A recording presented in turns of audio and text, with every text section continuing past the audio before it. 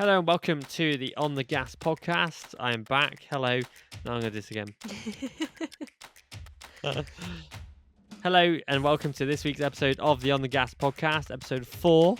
We had a long conversation today with the absence of Cameron. We had a chat about MotoGP and maybe it being a bit boring at the moment and how it can be improved for next year. We talked about Marc Marquez and maybe how MotoGP will change next year, and some talk in the press about maybe Ducati regretting signing him, and Valentino Rossi's comments about Ducati also making a mistake, and some anger from Ducati riders, and Fermin Aldeguer's future, and does he really deserve to be in MotoGP next year? Big questions that need answers. And And they're all answered on this week's podcast. I hope so, anyway. But yeah, I hope you enjoy listening to this week's episode. And yeah, give us your feedback in the comments below. And make sure to like and subscribe if you're watching on YouTube. And follow On The Gas Podcast on Instagram.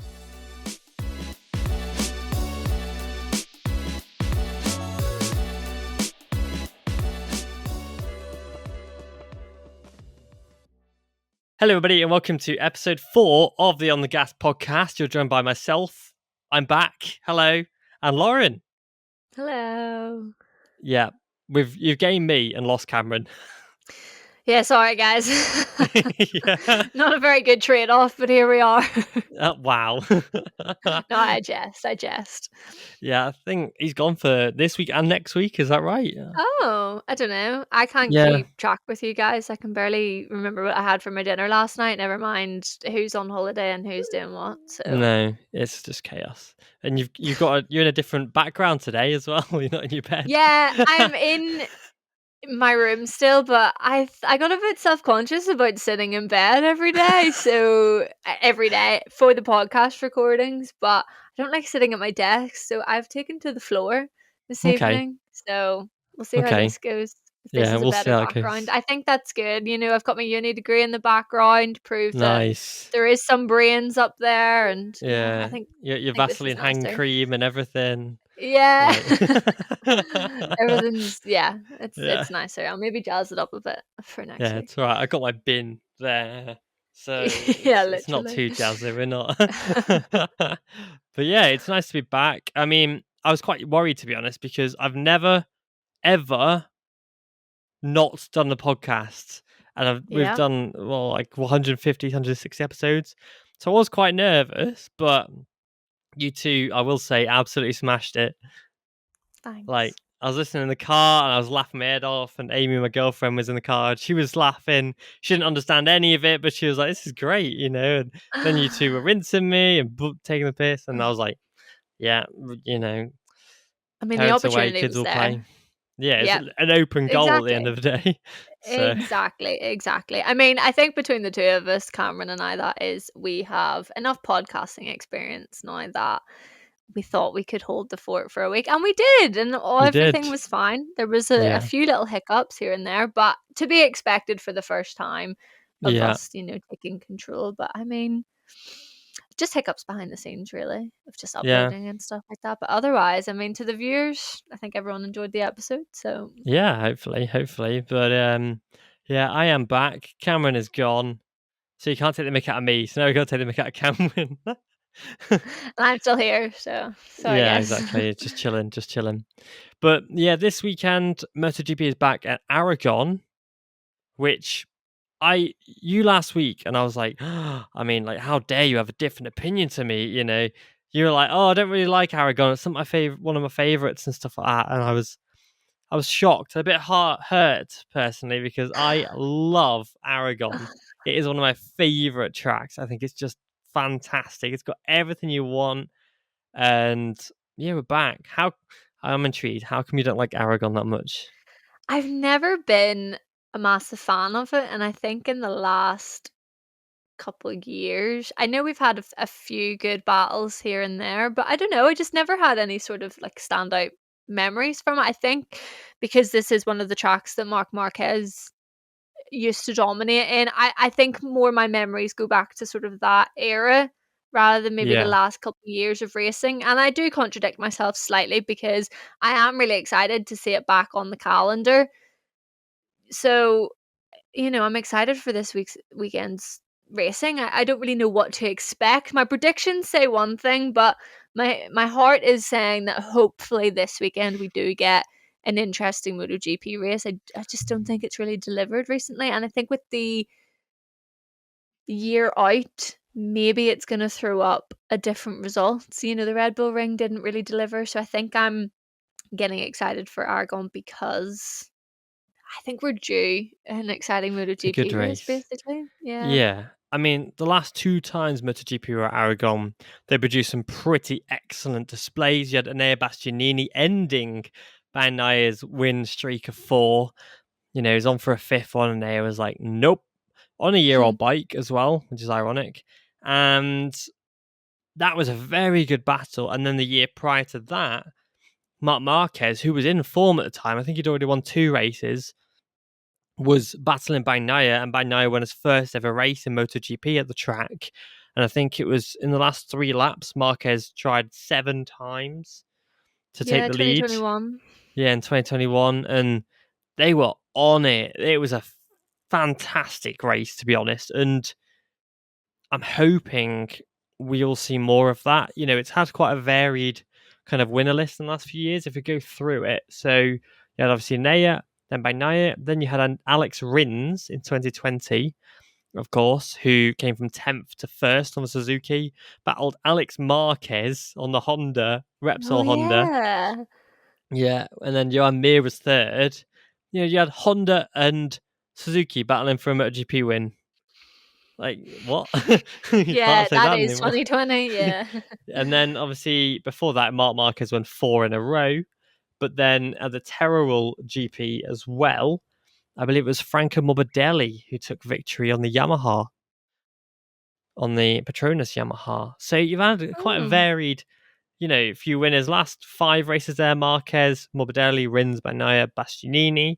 So you could see a 6th winner maybe with Martin, who I think will be maybe. looking to kind of regain the title lead, because it's a bit flip floppy at the moment, because was it Martin after Silverstone, and then it was Pecco. Now it's Yeah, Pecco, Martin led by 3, and now Pecco leads by 5. and I think Pecco led into Silverstone as well. I could be wrong. No, he No, led after the sprint race. right. That makes sense. And so there's quite a Wait, lot. no, I'm confused. Right, I'm gonna find out. Pecco I'm led going certain. into Silverstone, I'm nearly sure. Yes. Yeah. Leaving Silverstone, It was Martin, it was and now it's Martin. Pecco again. Yeah, so they are flip flopping. Yeah, Pecco led in because he won Germany and Martin crashed. That was right. And then before that, it was Martin. So Martin, Pecco. And there's only 5 points in it. So Bagnaia leads with 275. Martin has 270. And interestingly enough, after 11 races, Pecco has won 7, stood on the podium 9 times, and had a DNF in Portimao with his collision with Marquez, and then a 5th at America. Whereas Martin, only 5 points behind him, has had, 1, 2, 3, 4, 5, 6, 7, 8 podiums and 2 wins. So Sprints, man. drastically different kind of season they're having. But because of the sprint races that Martin is so good at, they are still neck and neck. And these sprint races really are adding another kind of dimension to the title fight, I think. I mean, thank goodness, to be honest. I know when sprints got introduced, I was very on the fence about it. Even at the end of the season last year, I was like, I don't really know how I feel about Hmm. sprint races. And I still think we could take them away and everything go back to somewhat normal. And I'd be like, all right, cool. But they're here. And in this instance, it's providing a good championship because we would not be seeing a 5 point gap at this stage in the championship without sprint races. So you can only be a fan at this point, to be Yeah, honest. that's It's it. the And only exciting thing happening in MotoGP, yeah, and or keeping it exciting. they're quite interesting because you see a few more mistakes made in the sprints. Marquez has crashed out of the last two. Bagnaia crashed in Silverstone as well. And, they're quite varied. I mean, you had Aleix on the podium in the sprint at Austria, which makes a change from the normal 1, 2, 3 of Martin, Bagnaia, and Bastianini that we Yeah. keep seeing. And if it's not Bastianini, it's Marquez Marcus. or Yeah. it's Vinales. Maybe. it's Yeah. or Alex Marquez in Germany, of course, as well. Yeah. Still a Ducati, and I think I made a post about the Suzuki win earlier, and someone was like, back in the day, when most manufacturers could fight at the front, and you do think about that. It is crazy that in 4 seasons we've gone from Suzuki, Honda, Yamaha, because they won also in 2020, and Ducati, KTM as well, to be fair, were right at the Mhm. front that year. Who am I missing? And Aprilia, because Aleix was on the podium in 2021. Those 2 seasons, all 6 manufacturers were battling at the front. And now this year, barring Cota with Vinales, Ducati has won every single race. I didn't realize that. Wow. Yeah, 10 of 11 races have been won by a Ducati. And even at Cota, who was second at Cota? It was Pedro, of course, and then it was Enea. So Ducati was still on the podium, just about. And it just seems like now, KTM have kind of fallen off a cliff. Pedro's kind of struggling. I mean, Binder's quite consistent, but he's always pretty consistent. And Yeah. it just seems like Ducati once again have made that step. I mean, Vinales is 5th in the championship, and Marquez is 4th, sorry. But there's a 60-point gap nearly. Yeah, I think it's What, what, between 53? Vinales and 192. Marquez? Yeah, 192 minus 139 is 53 points between Vinales and Marquez, 4th and 5th in the championship. That is how much What? Ducati are just pulling away. And that's a GP23 too. Yeah, that's it. And, there's what, 14 plus 8, 20, 200, no, yeah, 22. Wow. I'm struggling today with my maths. 22-point gap between Anea and Mark as well already after maybe, 3 races. The GP24s just seem to just click down to another gear or clicked up in MotoGP, clicked up into another gear to go down to downshift because race configuration, and are just pulling away from the rest of the field. And it doesn't seem like anyone can really get near them. Obviously, Aleix was on the podium in Austria, but yeah, it doesn't, like you said last week about it being a bit boring, and you said about the fact that MotoGP needs something to spice it up. It does seem like Ducati are just kind of pulling away from it a little bit, and it's just distracting from the actual show, because it's like, well, it might be like Cameron said the other week, it's probably going to be a GP24, probably going to be a GP24 1, 2, 3, and it's a bit tricky to get excited for it, you know. Yeah, it gets a bit stale, and I feel horrible saying that because when I think back to even Silverstone a couple weeks ago when we were there, like the spectacle is there. It is so exciting. Like I just, yeah, there's something about sitting at home, maybe watching it. It's maybe just a bit different of like, oh, sort of, I know what's gonna happen here. Hmm. I don't know. I don't know how to Yeah. describe it. It feels a bit horrid to say when the championship is split by 5 points. Like that is exciting, but I just wish we Hmm. could have a Moto3 race for a MotoGP race, you know. I think Yeah, that would make because things a bit more interesting. but it is exciting, the championship race being split by 5 points, but it's not exciting when it keeps happening because either Martin's crashed or Pecco's won by 6 seconds. Yeah, or vice versa, or Yeah. Martin goes out and wins because he has done that, and Hmm. Pecco's maybe made a mistake like we've seen in the sprint in Silverstone. So yeah, it is cat and mouse, but it's cat and mouse because of mistakes that are being Yeah. made and little things. And like I even said a couple weeks ago, like I don't even know if it's a mental battle anymore. It's just gonna be whoever, I don't know, whoever doesn't make, or whoever makes the last mistake basically will be the one who loses out. Yeah. But I don't know. thankfully, I don't think it's going to be like this for much longer. We've got the regulation changes in 2027, and we've seen recently, actually, in Formula One, of all places, Red Bull dominated for 2-3 years, pretty much won everything last year. And now there seems to be a shift where there's a different manufacturer coming into the fore and, well, winning by 22 seconds, I think it was at the weekend just gone. Yeah, but that was boring. I did watch it. Yeah.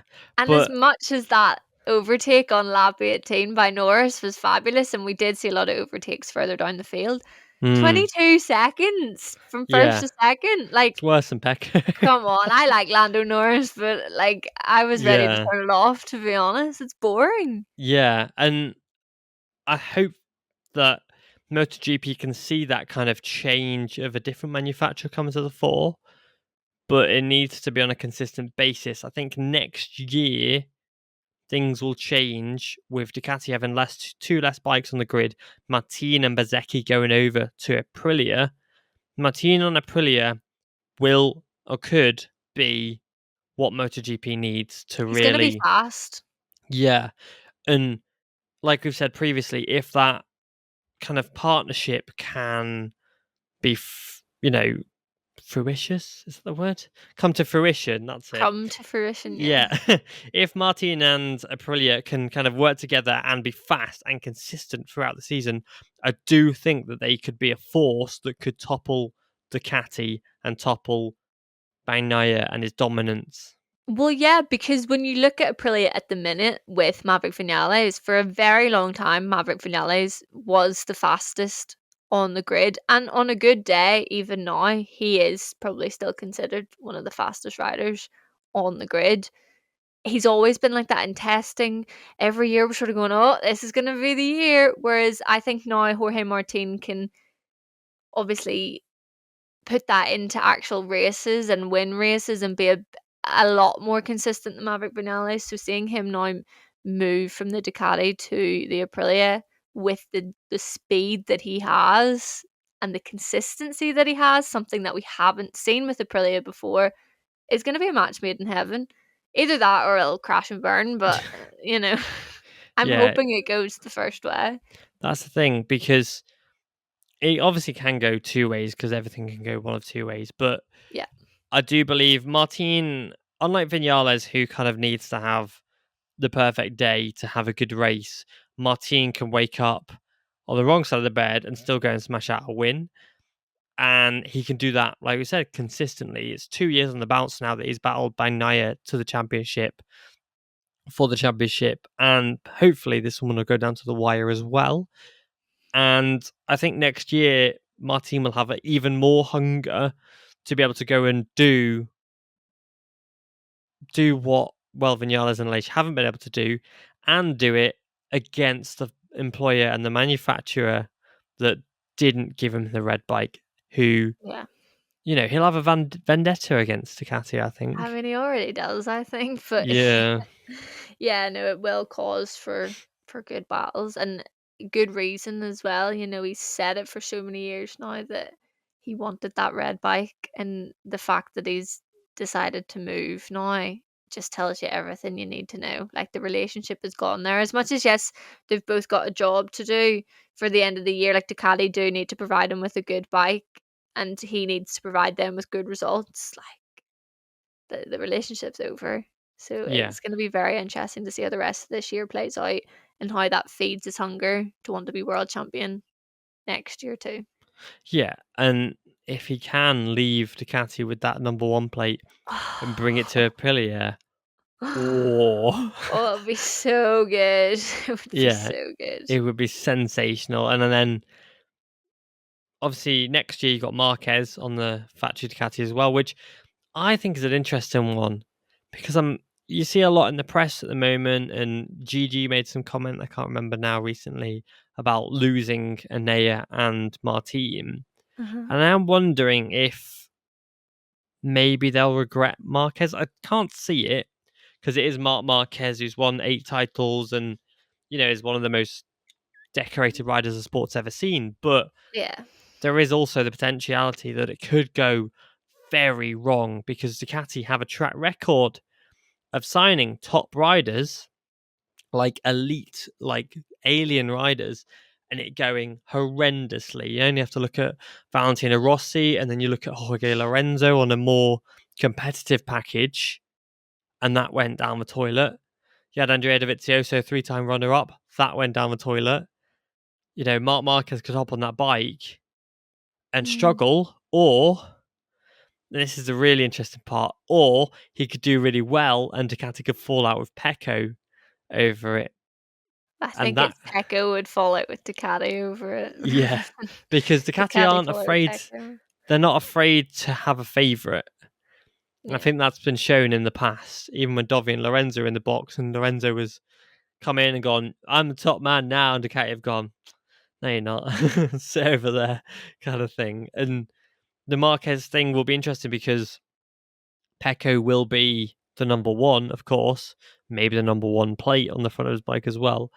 But he'll be top dog, and Marquez then has to go and prove himself. And if he keeps crashing, because I think he's got 16 crashes this year now in 11 race weekends, if he keeps that again next year, although he's got a reputation for crashing and he's pretty much topped the charts every year since 2013. I don't know if Ducati would put up with him doing that too much. Maybe if he's winning them races every weekend, but Yeah, I think in this instance, firstly, some comments that have been made, I think Ducati's memory is a bit sure. short. Like, he is an 8-time world champion. But then on the other hand, you're bang on the money. Like, they've signed elite riders before who have multiple world championships under their belt, and it hasn't worked. So it is a big risk because this could be the first time that it actually works by signing, the guy Mm, with the most world championships. But yeah, I think it's a bit it's a bit rich from Ducati to turn around and be like, oh, I don't really like, we've lost an AM, we've lost yeah, Martin, and Bezecchi's out the door too, and you're sort of going, but you did this. Like, you can't yeah, start complaining about Marc Marquez's performances when you picked him over the other three guys that could have taken the seat or been in your ranks, and now you've lost three riders. yeah. It's just so rich. But yeah, it is interesting going into next year because it's similar to Jorge Martin. It's going to go one of two ways. It is going to be either the greatest moves that Ducati have ever made, and they're going to be the strongest 1-2 in history, and maybe that'll provide some really good on track battles. Like, if they could be getting 1-2s week in, week out with both factory bikes, they're gonna lap Mm. that up. They are going to Oh, love yeah, that. And then if there's drama involved and more eyes are on it, it's gonna be exciting. It's the yeah, script is gonna write itself, or it could go the other way, and Marc Marquez is doing what he's doing now and can't put it together, and there is issues that he's trying to work around. And although at now he is on a GP23, next year he's not going to have that excuse of being on the older mm, bike, and he's, I think that really, it's a lot of pressure on him too, because he's going to be on the best bike on the grid, and if he can't make that work, that's then, yikes. That is yeah, yikes, because that you're is going like, now however many years without winning a world championship. It gets a bit scary then of like, yeah, who's gonna sign you come the regulation changes? David Alonso's coming up. yeah, Pedro that's it. Acosta maybe wants to look around if KTM can't get their act together.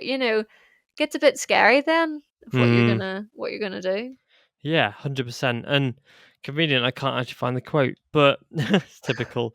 But I think there has been a lot of kind of praise from Ducati as well for Mark, Yeah.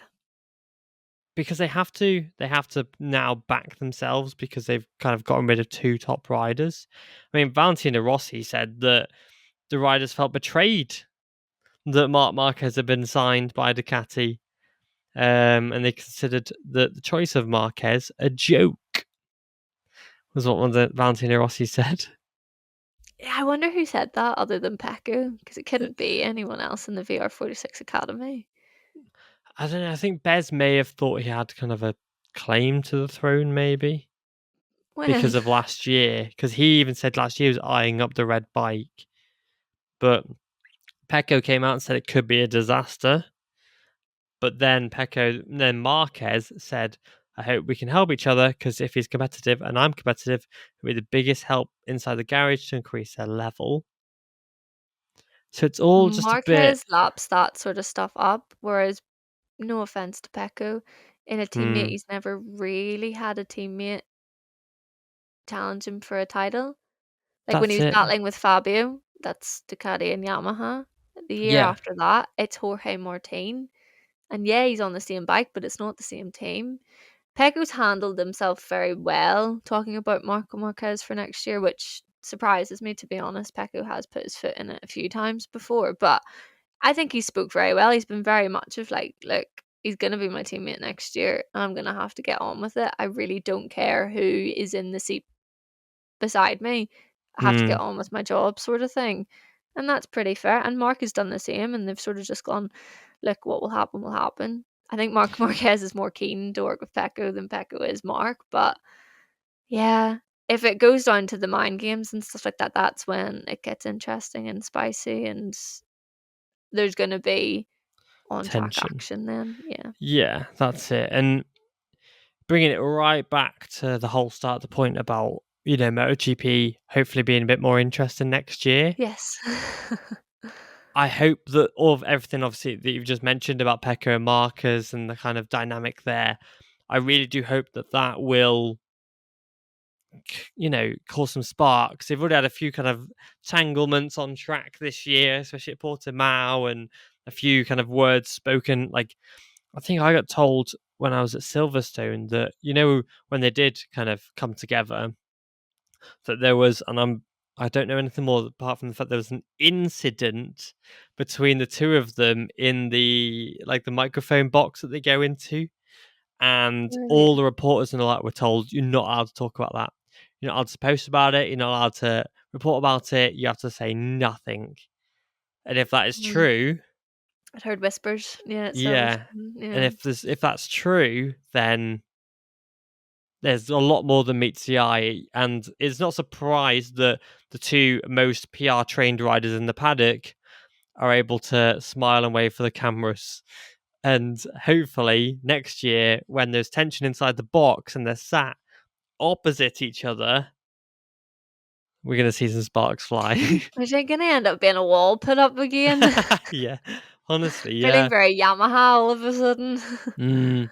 But bringing the whole it back even further to the point about different manufacturers being in the mix, I do hope that KTM having Bastianini and Vignales next year, hope that's I hope that is the step that they need to make to really fight at the front again. Because the days when KTM were fighting at the front with Binder, with Oliveira, was so exciting, and Paul, of course, so unbelievably exciting. And Binder on his day is terrifying to watch, especially in a scrap, because I don't think there's many riders who are better on the brakes than him. Maybe Pecco, maybe Top Rack, definitely Top Rack, but he is sensational. And then having that kind of pairing with the Costa in there as well, I think if KTM get it right next year, them four could cause absolute carnage in a good way. Yeah. The only thing that's going against KTM signing Vignales and Bastianini is they both are so consistently inconsistent. It's true. That is my only worry. I think it's a fantastic signing for KTM, and I think it was the perfect move to move Pedro up, and obviously they were keeping Binder anyway. Yeah, to get those two guys with the experience that they've both had within MotoGP, like crazy, absolutely crazy. They've gone so left field. That KTM team has usually brought up the younger talent and then stepped them up where they've moved on elsewhere. But to bring these two guys in from Aprilia and then factory Ducati, like the knowledge that you're going to be bringing in there is insane. But, and it is a very big but, they need to show up and they need to show up consistently or else it's not going to work the way that they want it to. Yeah, 100%. Because I kind of thought with signing Jack Miller that Ducati had done an absolute madness, and that his information and all that would translate Wait, over you to mean KTM. KTM signing Yeah, what did Jack I Miller say? from you said Ducati signing Jack Miller? Well, yeah, there might be that Well, might that was also be the wild, but case. Might also be the case, but we'll leave that one yeah. till later. But yeah, and so KTM signing Jack Miller from Ducati, I thought that would be like the best thing they ever did. Yeah. But it doesn't seem to have kind of played out in the way we hoped it would. But I think that's more to do with Jack. Yeah. Whereas Anea being as strong as he is and consistent as he is, because you look this year, in the last 5 races, he's finished 4th is his worst result. He's been on the podium 4 times with a win in there. And then, like I said, worst result 4th. But Even like in the sprints, he's got 4th. this is his best run so far since he's been in MotoGP. So with saying that he has been inconsistent in the past is true. I think it's just a bad time to say that he's been True. inconsistent when he is now on the form of his life. So Yeah, before it's a anyone good comes point. at me about how good he is at the minute, like Yeah, this it's a is good the point. best we've seen of him so far. Yeah, and I mean, that's it. Last year, he struggled a lot. The bike was very different. And I think Yeah. that's where Marquez is struggling as well and pushing it way too hard and crashing because of the same issues that Anea may have faced last year. It's only because Marquez is Marquez that he's able to extract what he can from the bike, because the next placed Ducati GP23s are in 9th and 10th in the championship with half nearly the points that Marquez has. So I think if you add, oh no, yeah, What 98 Alex Marquez is in Digia's Digia's points. points. No, it's just, I think it's about 10 more they've got than Marquez has, which is crazy to think. What? And Digi's been on one, but there you go. Clearly Alex Marquez has also been Yeah, performing like, better, uh, but then maybe not as good as we were yeah, like expecting. Alex nearly has half what Mark has, which is mental. What? That's mad.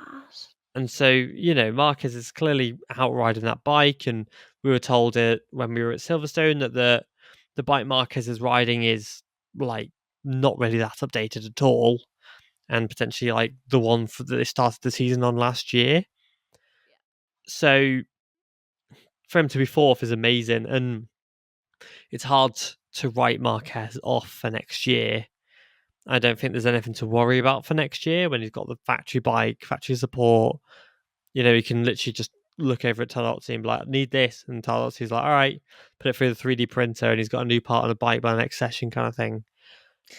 Well, yeah, because if he's performing, they're not going to say no. They're going to No. throw the kitchen sink at him. Well, yeah, and thing is, Ducati will, and Ducati are the kings in MotoGP at innovation. You look at Lorenzo, can't grip the tank, riding around the track, can't grip it, can't grip it. So go out and buy a bath mat, stick it to the tank, and he goes and wins a race. Ducati will do these things, and they work. Ducati haven't got to the place where they are now, where they are demolishing the grid and dismantling the field every single race without trying and failing. And I think having a rider like Marquez in there will change things up quite significantly in the way that he thinks. Because they Well, signed yeah. him because of his data, and the data that they saw would have maybe raised some eyebrows and gone, okay, we want to see how you ride the bike that Pecco's riding, and how you can then develop the bike even further with that riding style that we may have seen about 17 years ago, maybe, or 13 years ago with Casey Stoner on the bike. Yeah, it would have been 17 years ago with Casey Stoner on the bike.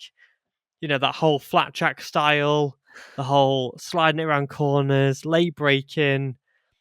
And I think that in itself could then be the recipe that they need to certainly win a title on the red bike next year. Because the whole reason they hired him was because he was like, don't know if I'll go, don't really want to go Pramac. And like, we need you to win a title in red. They don't want Pramac winning the title. We saw that at the end of last year, how angry Tadotsi was getting. We don't need that. Yeah. Yeah. Well, I think like his data is obviously very telling and it's obviously important. And I think it shows in his riding, like just to the naked eye, like he's always on the limit. There's a very Mm, rare time that you see Mark Marquez riding around where he's not on the limit. And I think that's important to Ducati because yes, Pecco is riding on the limit, so to say. But like, how many races have we seen where he maybe drops back a little bit and Martin's maybe catching him up, and then all of a sudden he's able to pull out again? He's always leaving a little bit to spare in case he needs it. You don't see Mark Marquez leaving a little bit to spare in case he needs it. No. It's hell for leather as soon as the lights go out, Yeah, that's it. and they need that. And yeah, when they thought that they were going to lose him full stop because he didn't want a Pramac seat, I mean, it's obviously ruffled a lot of feathers, and they've gone, right, well, if you're not going to go there, then we need you in our factory squad. So Yeah. it is interesting to see how they've gone about things and why they've done Yeah. what they've done. But like, yeah, I think to close this kind of section of the podcast, I think the biggest reason they signed Marquez, to expand on your point, is because they can see how far Pecco's pushing it, and he's on the limit, of course. But then they see how hard Marquez is pushing. He's the latest breaker. He's the hardest on the left-hand side of the tyre. And so they want to see how hard the Ducati can actually be ridden. Where is the limit? And how can they improve on that limit? And the only way they can do that is to hire the rider that is riding on or over that limit every single time he rides that bike. yeah. Well, you don't like. He is obviously special because it's been 5 years since he's won a championship in MotoGP. You don't see anyone else who hasn't won a championship in 5 years getting the treatment that Marc Marquez gets. Like, Hmm. he is valuable to the MotoGP grid, and Ducati would Yeah. be stupid to not keep him in their Yeah. ranks. I think the last person who got that kind of treatment was Valentino Rossi. So Mm. many years after his last title. So yeah, but moving on to some other interesting stuff that has been seen. Did you see the video of Tardozzi going mental at Aprilia engineer? Yeah. Did you see the reason why?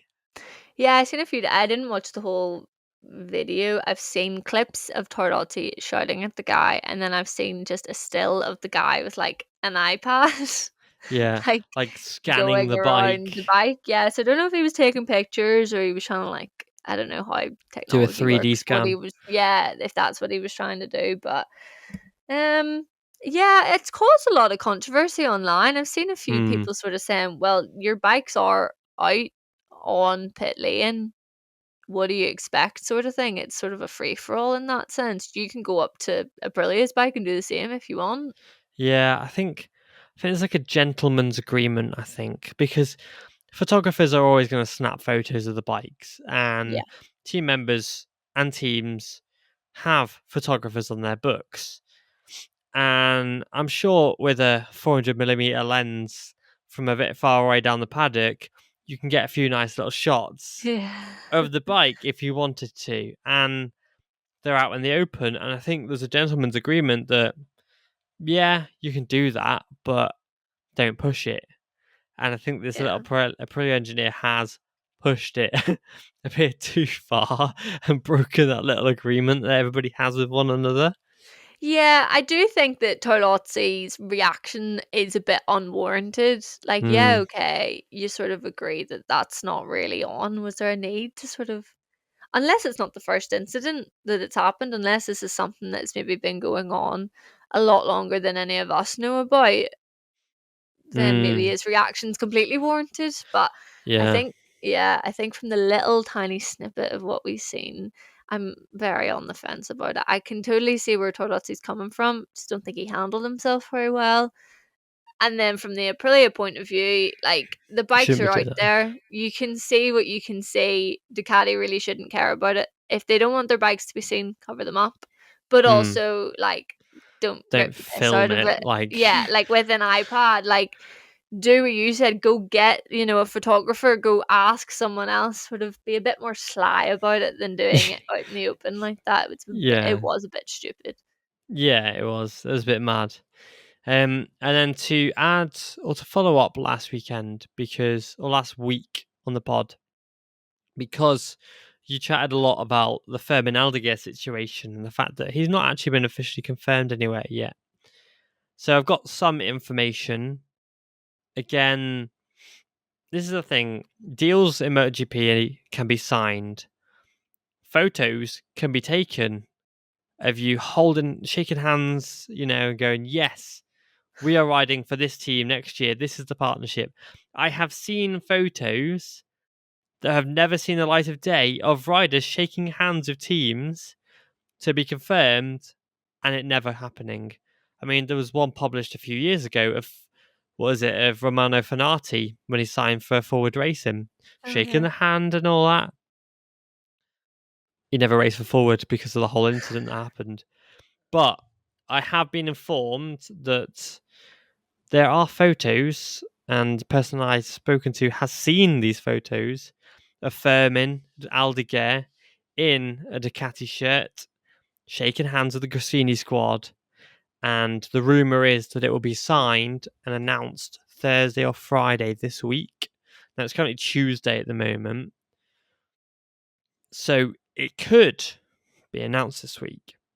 Well, But yes, it could be. I want to add to that on the press conference list yeah, I was for gonna say this. Thursday. Yeah, Yeah, the names have all been announced, which they usually are, however many days in advance, but there is one that just says TBA. TBA. Yeah, So, does and that that go could. hand in hand?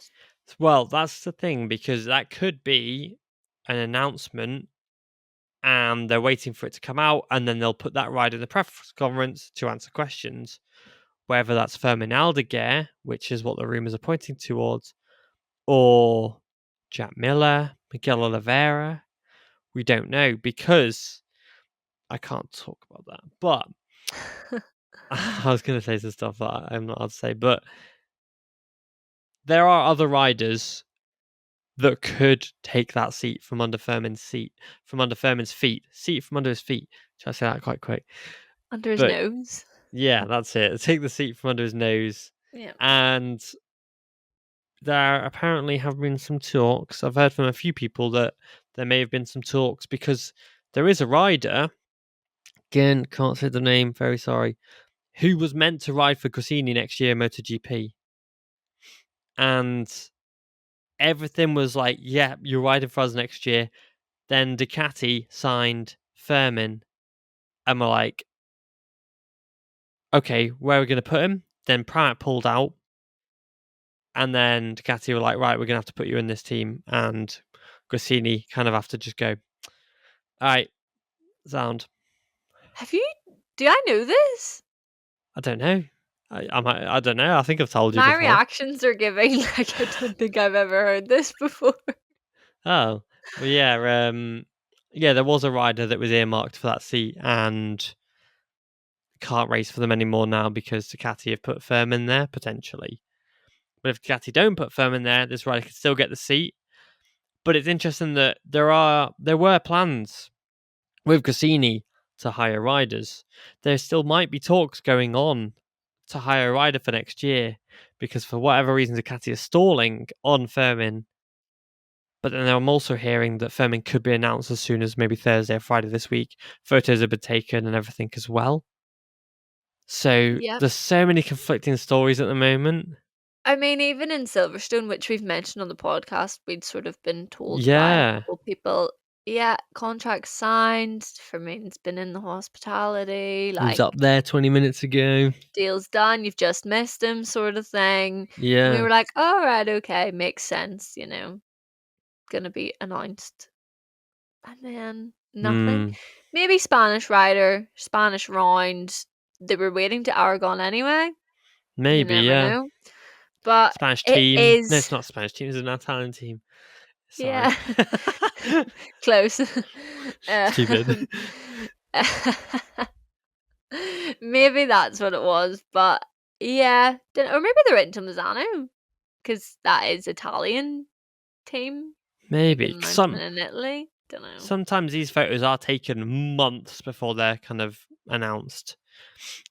Yeah, not all of them are like Jorge Martin with Aprilia, which is literally deal done like half an hour Yeah. before you hear the announcement. Well, Martin had yeah, signed, when he signed for Pramac the first time round, he signed for them about 4 months, 5 months before it was actually officially confirmed.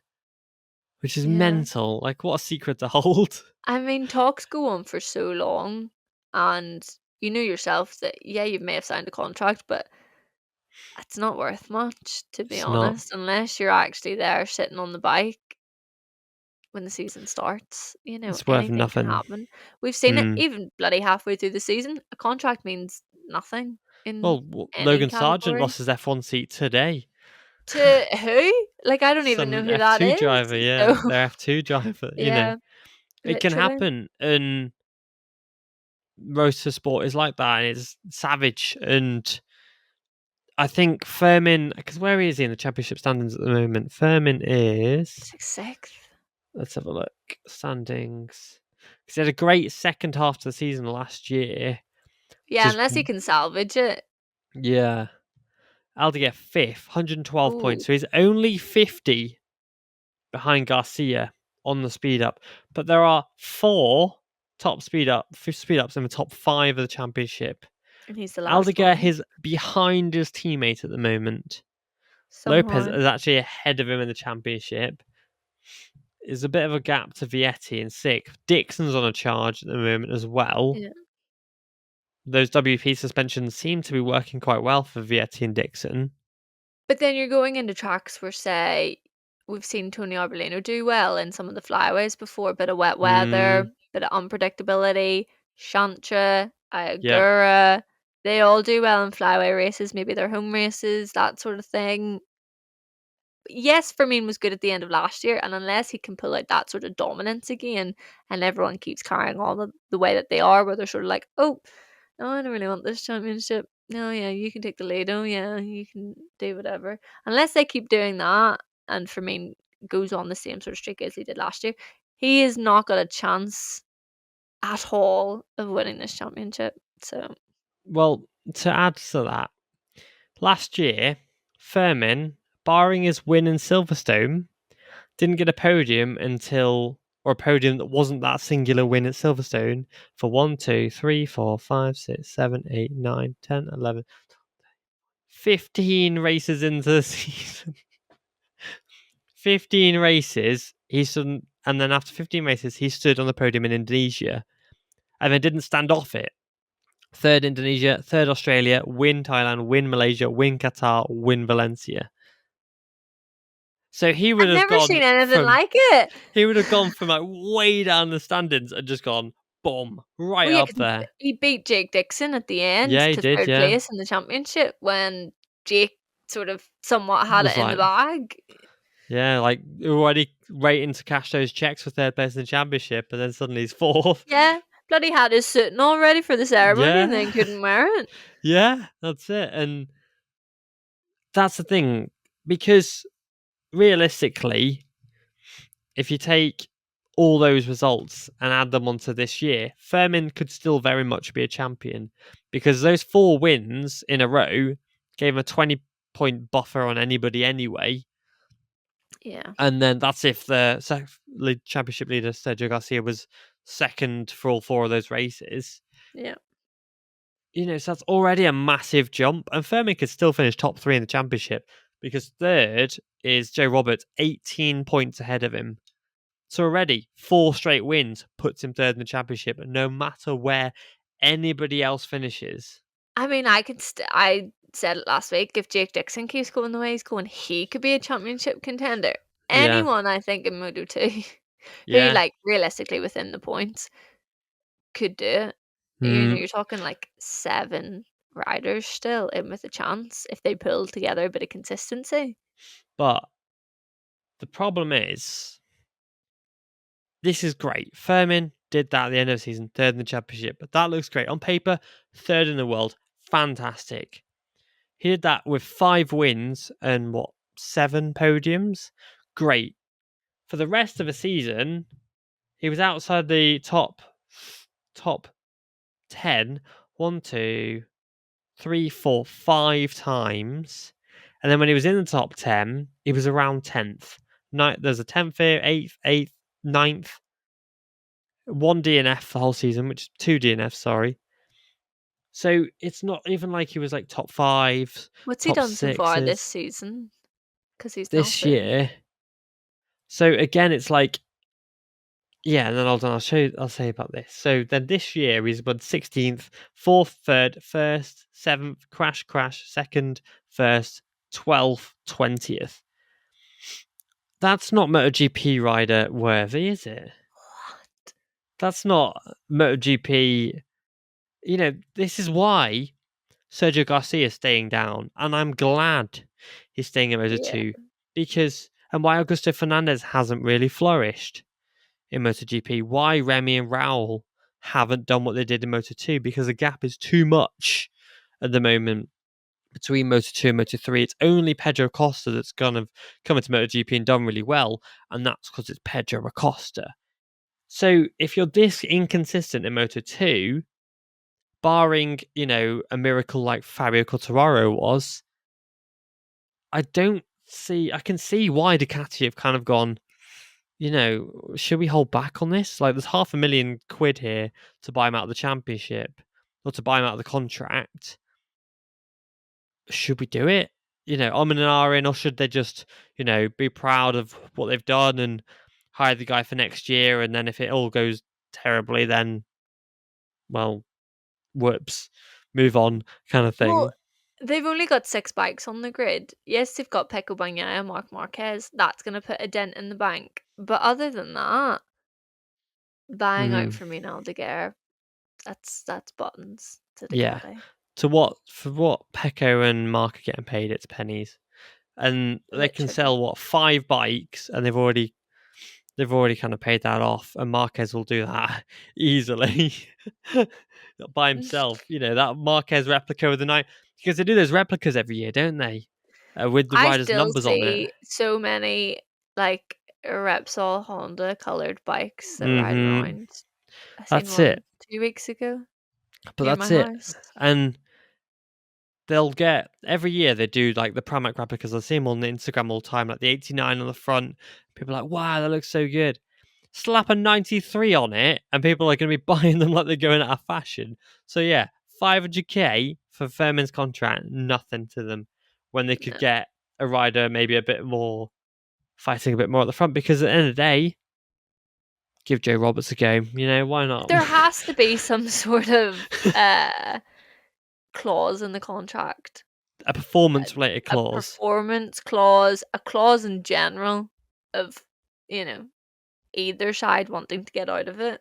Hmm. Like, there has to be something. And there has to be a reason why he hasn't been announced. And we're going to sound stupid on Thursday if this Yeah. all goes ahead. But, you know, considering how fast everything else has been announced this season, I do really wonder why we're still waiting to hear what's going on, unless there is a hold up, unless Ducati are trying to get themselves out of this, unless they're sort of going, look, for me, we'll put you into this team for next year, and then, you know, if you can get your performances up to this consistency, we'll take you up the year after. Hmm. There could be a lot of talks like that going on, where do we know who's riding for Gresini and Moto 2 next year? That's it. They've not confirmed anyone for Moto2 next year yet. Probably because they're waiting on what's going on right now. I mean, it'd be a good stepping stone. It makes Mm. sense. Keep yourself down in Moto 2. You're going on to a decent bike. He's so young as well. Like, he's 18, 19. Like, what? He's 19. What is the rush? Yeah, I think Ducati panicked when they seen Pedro Acosta move up, and they seen how well he did, say, probably in the Valencia test last year. And they've went, Yeah. oh my God, we need to do something about this. And they went ASAP. and picked the guy who beat him in the last 4 4 races of races, the yeah. season. The guy who's been talked about so much since he's come into Moto2. Like, everyone has been saying this guy is getting to MotoGP. Like, he will be up there and he will be a big name in MotoGP in years to come. But the rush, I'm not understanding, because the results have not warranted the rush.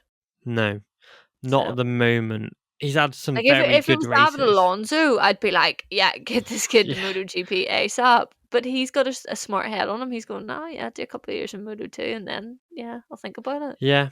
You mentioned actually You know. quickly last week, you're like, who's riding for Aspar Moto2 next year? It's Alonso and Holgado. That's the rumour. So, Oh, okay. I can't even Yeah. remember what we said, but I remember saying, Did you oh yeah, confirm? because we didn't know about Guevara. That's what it was. Yeah, yeah. Yeah, because Guevara has signed a deal. Don't know where. And then, did you talk about? You did talk about Dixon and VDS as well, didn't you? Yeah. Hmm. Yeah. So there's a lot of musical chairs.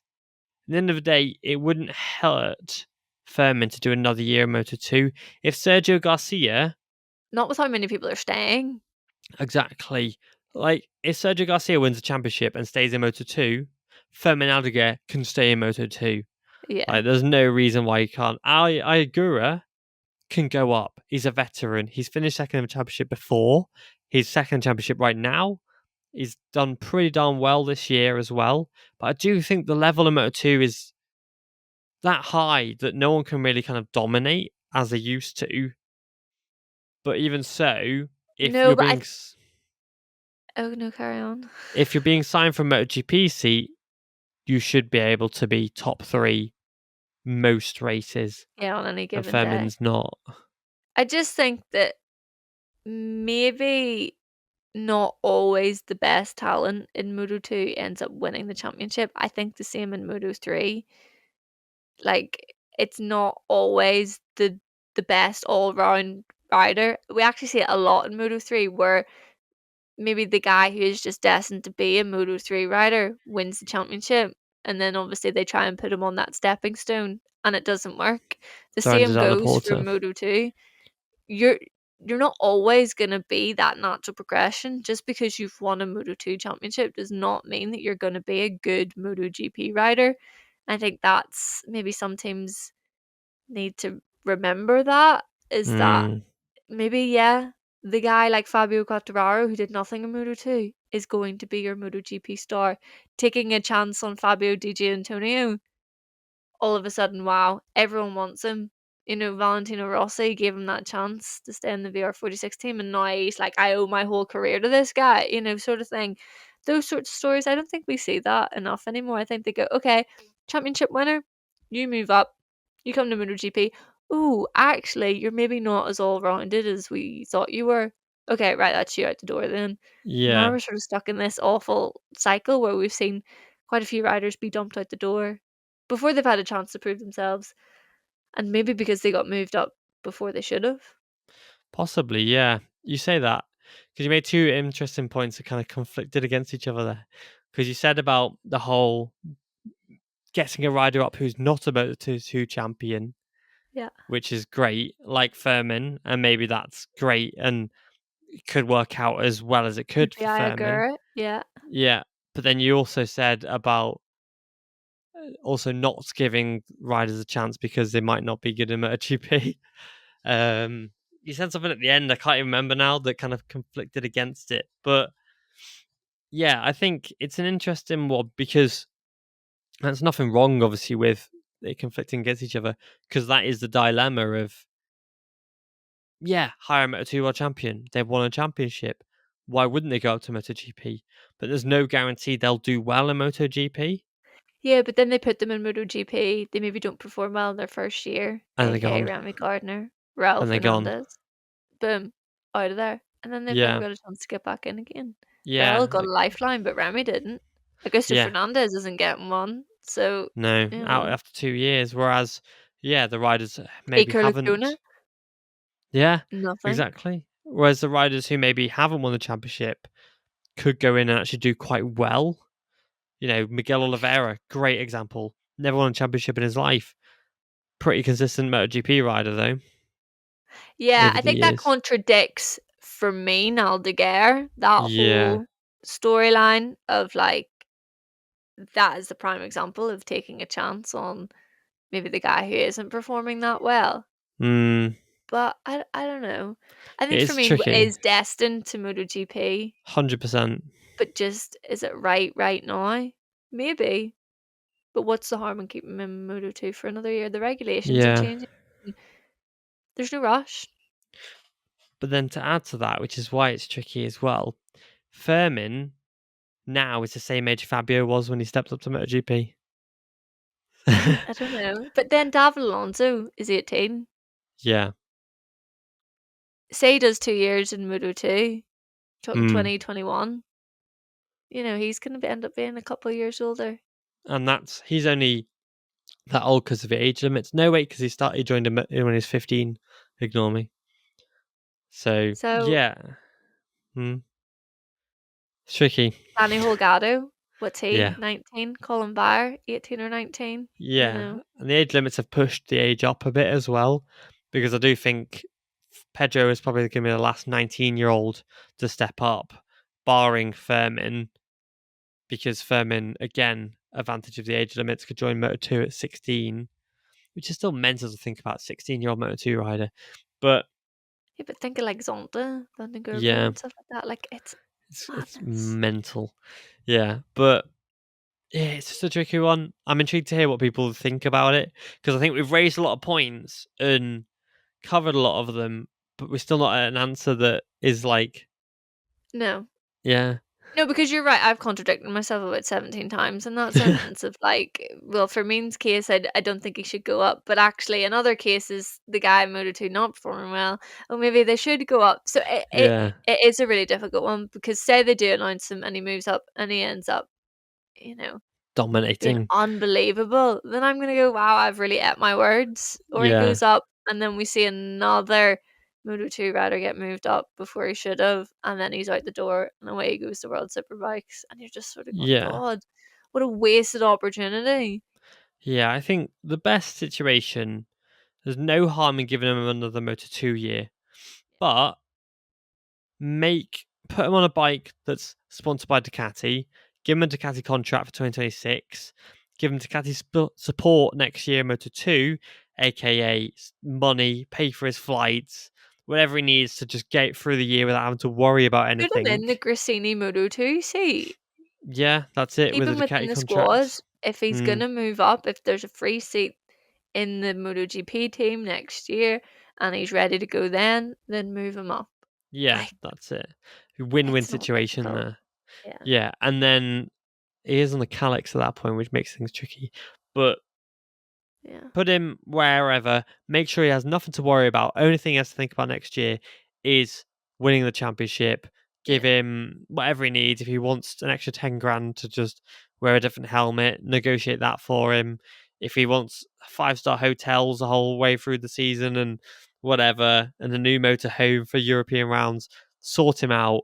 Just give him whatever he needs to win that championship. And if he wins the championship, then he gets a MotoGP seat. Yeah. Or at least, he doesn't have to win it, but at least be consistent enough that he shows a Yeah. real potential at MotoGP. Because at the moment, he's not, but he is only 18 points off the top three in the championship. So there is all that conundrum. Yeah. And I there's mean, by no the end of the telling. season, he could do exactly what he did last year, and we look like idiots. Yeah, because that's it. His last 6 races of the season again this year are the same as last year.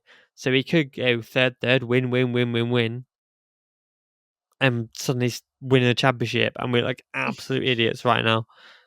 Or it's 2 days later and he's announced in the Grassini seat, and we also Yeah. look like And we're like, idiots. oh, for God's sake, what the hell? But yeah, it's an interesting conundrum anyway. It is, it is. Yes. Should we go on to predictions anyway? Yes, let's. Okay. So obviously you didn't go through predictions last time out because I wasn't here. And you said that I needed to, what is it, like fix up the sheet or. Well, we weren't given access to the sheet, I've is sent you what the we sheet said. so many times. I've, Like, I've, I've I was listening in the car and I was like, I've literally given you the link to the sheet so many times. well, I don't have it in front of me, so Convenient. But yeah, so in Austria, going into the weekend, I led with ooh, 535 points. Lauren had no, I didn't. I led with 494. Lauren second, 352. Cameron 331. The points are scored with 10 points for a pole, 12 for a sprint win, 16 for P3, 20 for P2, and 25 for P1 if you get the rider in the correct place.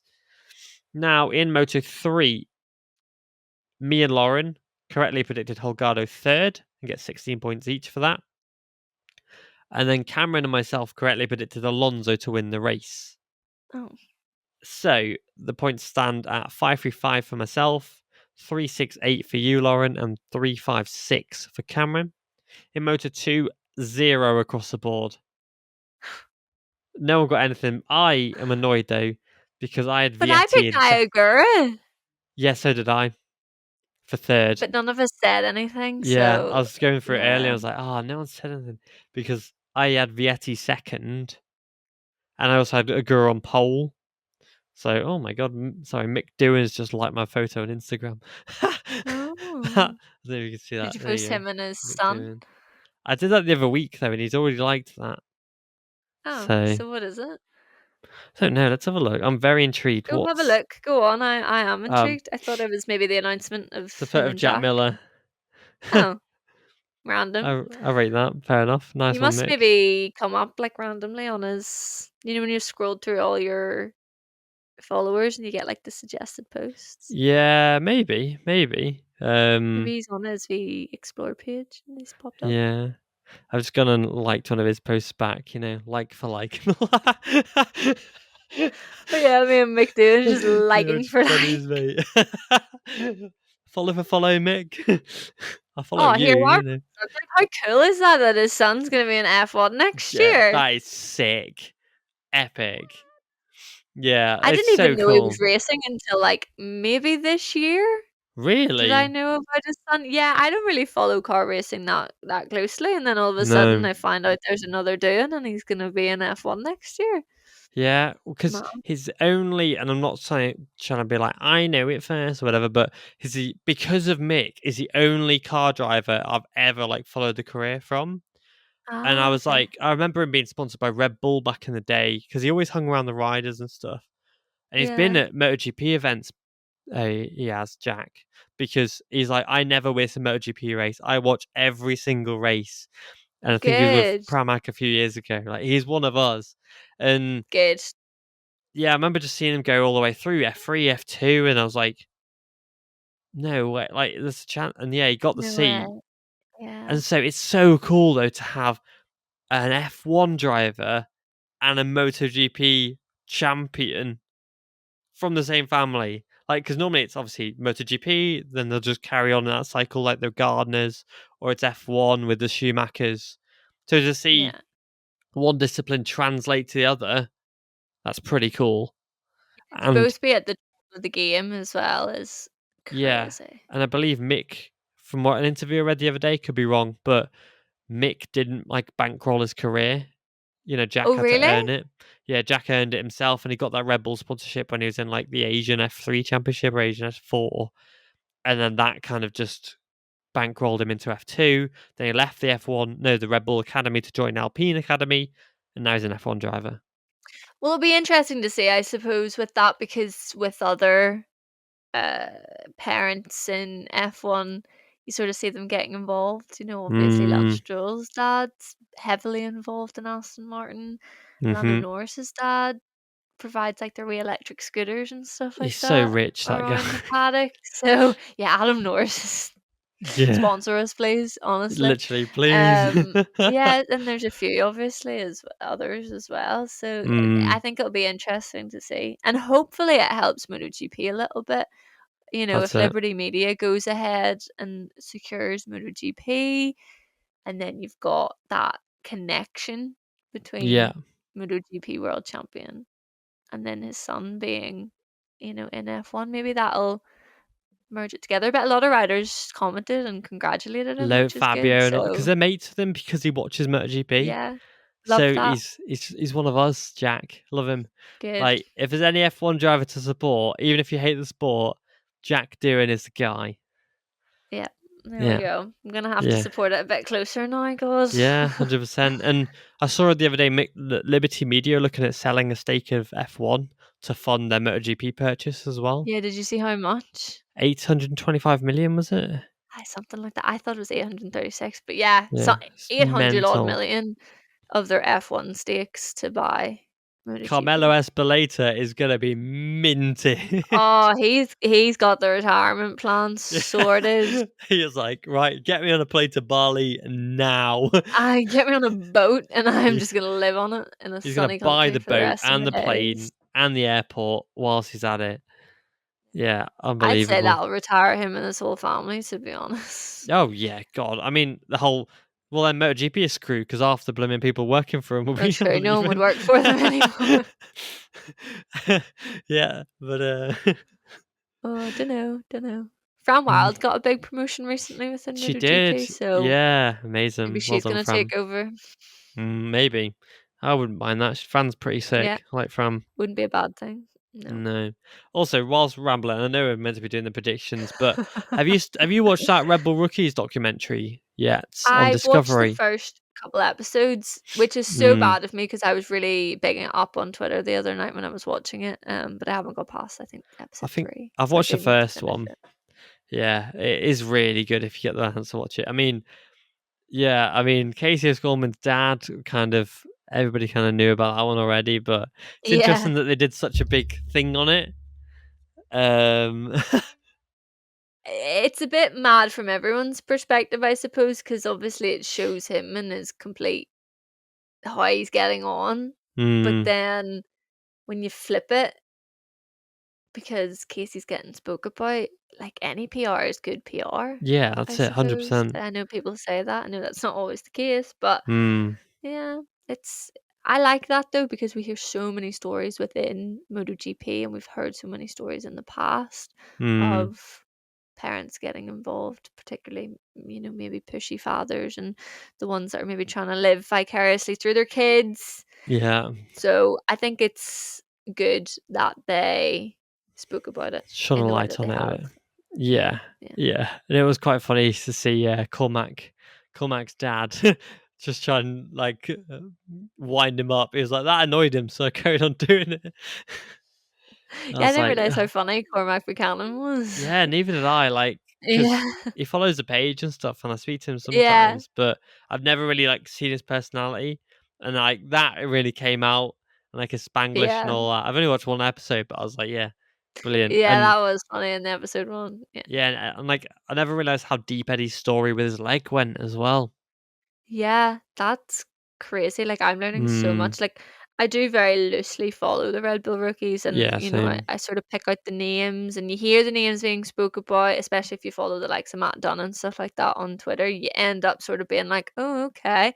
And then, Mm, in a couple of years down the line, you see them in Moto 3, and you're going, yeah, that's that's that so and guy. so. But to Yeah, actually have a light shone on them and to get to see their personalities, like even saying about Cormac Buchanan, like follows the page, mm. see him liking our stuff. He votes on our polls, on our stories. But, Yeah, because he follows you other on the than that, gas page, doesn't he? yeah, I wouldn't know Yeah, much about him. But now I'm like, oh, wow, I get to see on the Red Bull Rookies and I get to see you, voting on stuff on yeah, the page and interacting with stuff. So, yeah, I really, really like that. And yeah, no, it's a yeah. fantastic, fantastic program. And I'm not even finished it yet either. So, No. I'm on it. Yeah, and if Cormac, if you are listening as well, legend. come on the Yeah. Yeah, podcast. honestly, to be fair, because he follows the pod page, he'll probably come on Oh, if we yeah, ask he him. definitely could. If you're Yeah. listening, Cormac, we want you on. We want you on. We'll get you on. But yeah, back onto predictions anyway. Yeah. Just wanted to After get that off little- how bad our predictions were. yeah. Well, yeah. So in MotoGP, I annoyingly came so close to a full sweep in MotoGP. So Oh, really? I got Martin on pole. I got Bagnaia to win the sprint. So as anyone did that. Third, Cameron got Bastianini correct. Cameron gets 16 points. And I got Oh. 10th pole, 12 for the sprint. So that was 22 points. And then you didn't get any, by the way, in MotoGP. Oh, I know. I put Martin, then Bastianini, then Bagnaia. And if I'd Oh. swapped Martin and Anea, I'd have got 125 points. But I got Rough. Bagnaia to win anyway, so I got a 42-point sweep. So leaving Austria, I lead with 577 points.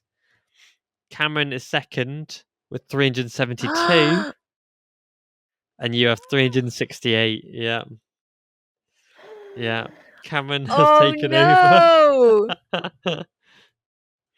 But you've already seen his predictions in the group chat, so Oh, yeah, I didn't even look. Well, I have looked, but I haven't acknowledged them. hmm. So maybe copy him. Oh, maybe I should change my Moto 3 predictions. Oh dear. Cameron has put the 2021 Red Bull rookies class of 2023. I'm sure that was a top 3 as well. Red Bull rookies 2021, I, which at is the minute, have the interesting. exact... Oh no, I'm slightly different. Oh yeah, I'm ever so slightly different. I'm going to change Paul up. So, do you want me to give you a little hint as well? Yeah.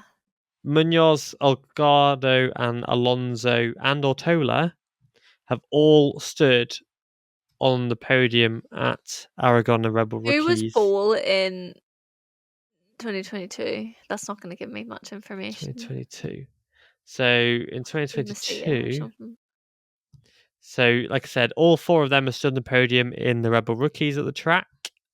So they know it well and they like it a lot. Moto 3, I can't believe Aaron Canet finished 3rd in the championship in Moto 2 in 2022. Pole in 2022 was Izan Guevara. And What the was the race, podium? Izan, Sasaki, Holgado. It was Holgado's first ever podium. So not putting Holgado in the top 3 would be silly. Just saying. Damn it! This really messes with my... I genuinely think it will be between the riders I've mentioned who are in the Rebel rookies and absolutely smashing it. Okay, Like I've I've changed it mentioned up a them. bit. Yeah, because I didn't Okay. want to go the same as Cameron, so I've changed No. it. So realistically, yeah, you'll need Alonso, Munoz, and Holgado and Ortola on the podium in any order, and I guarantee it'll come off. One of those Okay. obviously won't stand on the podium, but so yeah, me and Cameron have gone Alonso on pole. What about yourself? I've decided to change it up and go Okay, for Ortola okay, because Alonso's not always on pole true. sometimes. Like last weekend, starts a Mm, little bit further back. still So wins. Yeah, and then third, I've gone Munoz. Cameron's gone Holgado. I've gone You've gone Ortola. okay, nice. I've loved how cocky I've been about like all these Fridays will finish on the podium, and then it just won't happen, will it? Yeah. Just someone else. Cameron's gone Ortola second. Who have you gone? I've gone with Holgado second. So have I. And I'm assuming you've gone Alonso to win. Yeah, so have me and Cameron. It's easy choice This at the will be end of the the one day. week that he doesn't. Yeah, Typical. Like 7 out of 11 races. Watch yeah, it stay.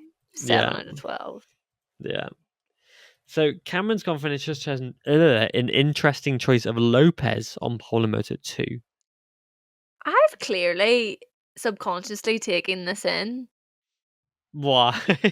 because I had written that down, but I'm going to change it. Okay. Who was on pole last time? Augusto Fernandez. That doesn't really tell us Who anything. was 1, 2, 3 last time? Pedro Costa. Aaron Canet was second, and then Augusto Fernandez.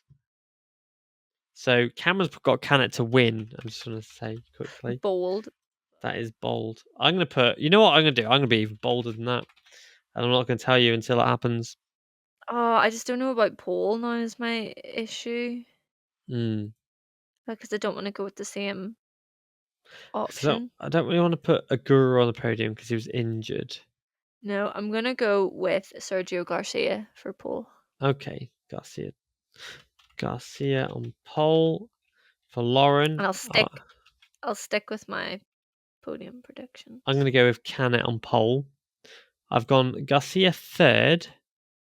Who have you gone for in third?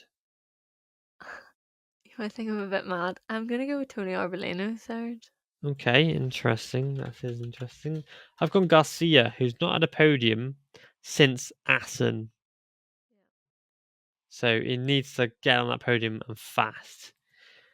Cameron's gone Dixon third, which yeah, I rate Okay. it. I'm fair with that. Lopez second. I've gone Canet second, and you've gone Garcia. Garcia. Okay. Now, Cameron's gone Canet to win. Who have you gone? I want to know who you've gone. I have gone. I'm just putting it. I'm just going to send it this weekend. Wait, I'm going to say mine first. I have said Jake Dixon. Okay, that's not who I've said. Oh, right, okay. I was getting worried there that that's who you'd picked. I have gone for Fermin Aldeguer. Oh, do you think Yeah. announcement win? Yeah. Okay, Well, fair. he's won Aragon in 2021. He's been on the podium in Aragon in 2020. He has additionally made his Moto2 not debut, but his fourth ever race in Moto2 as a 16-year-old was at Aragon and he was 7th. He was 6th the year after. And then it wasn't on the thing last year. So 7th as a 16-year-old, 6th as a 17-year-old, and it's just his first of a full year. He's won there before in Moto2. I think he's going to do it again. He loves this place. Fair. So we'll see. And then MotoGP pole, I've gone Martin. You've gone... No, Cameron's gone by Naya, Pecco. and you've gone by Naya as well. Nice. We'll stick with you for third place, please. No, the sprint winner, sorry. Pecco. I am not going to go Pecco. Me and Cameron have both gone Pecco. I'm going to go 5 wins around the track, Marc Marquez. This will be the last time of this year I'm going to put Marquez on for a win. Because I don't see him winning anywhere else. It's a left-hand track. He likes his I've place. He's done won that 5 times. so many times this season that I've been Mm, burnt one too many same. times. Davide Tardozzi said the other day he thinks Marquez has got a win in him this year. Could it be this time? We'll see. Third place, please, Lauren. Marc Marquez. Okay, interesting. So, Marquez in third. Cameron has gone Bastianini. I am going to go Martin. Second place, I've gone Bagnaia. Cameron's gone Bagnaia, and you have gone... Gone Martin. Now for the win, and I don't think it's going to be easy, and I think it's going to be a scrap. For the last time this year, I'm going to put Marc Marquez to win, and so has Cameron. And you've gone Bagnaia? I've gone with Pecco Bagnaia. Bagnaia is the solid choice. Bagnaia is the smart choice in terms of this year. If you look back at this year, I don't think Bagnaia, I've made a smart choice this season. your entire And life. even when I've tried to, Bagnaia does a Bagnaia. And Yeah, that's Martin true. wins. So I'm putting a lot of faith in the guy. You I'm are. wearing a Ducati jumper. You So are. today's the day. That is the day. Yeah. So we'll see. We will see. And hopefully Fermin gets announced this week and makes us look stupid. And yeah. Or it's someone out of the blue, which makes us look even more stupid. Yeah, like blooming Jack Miller to Grossini or something crazy like that. That'd be nuts. But yeah, I hope you've enjoyed listening. I think that's all we've got time for. Yeah, I would say so. An hour and 20 minutes in all of a sudden. Yeah, it's crazy. And we've missed Cameron and his wit and Scottish accent.